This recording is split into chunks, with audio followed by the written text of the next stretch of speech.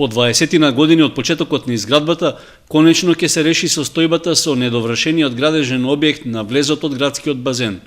Се работи за градба на 2 ката, со корисна површина од околу 500 метри квадратни, зашто правичната идеја била да се искористат за комерцијална дејност поврзана со работата на базенот, летната дискотека и околните спортски терени. Поради нерасчистена документација за земјиштето и несоодветни дозволи за градба, тој останал во фаза на карабина и надвор од функција. Сега од комуналното јавно претпријатие Водовод, под чија надлежност е објектот, започната е постапка за законско регулирање на статусот на објектот, што би требало да се разреши за краток период.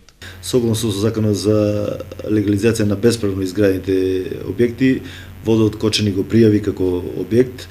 Очекуваме да во текот на првото полугодие од 2014 година да изработиме елаборат и да ги завршиме основните градежни работи кои ќе ги исполнат условите за да го легализираме објектот и за да го подигнеме нивото, односно да направиме можност еден комплекс заедно со базентот и тениските терени да биде достапен за потенцијален инвеститор или концесионер. По легализирањето на објектот, без многу проблеми, тој многу брзо би можел да се стави во функција.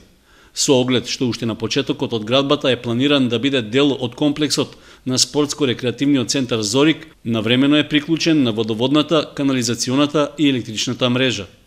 Од Водовод планираат да нема промени во неговата основна намена.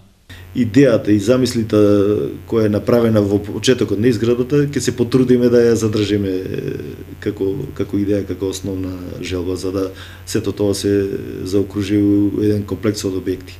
Предвидено е во објектот да има неколку содржини, од угостителство преку кабини за потребите на базенот до деловен простор за идниот инвеститор или концесионер.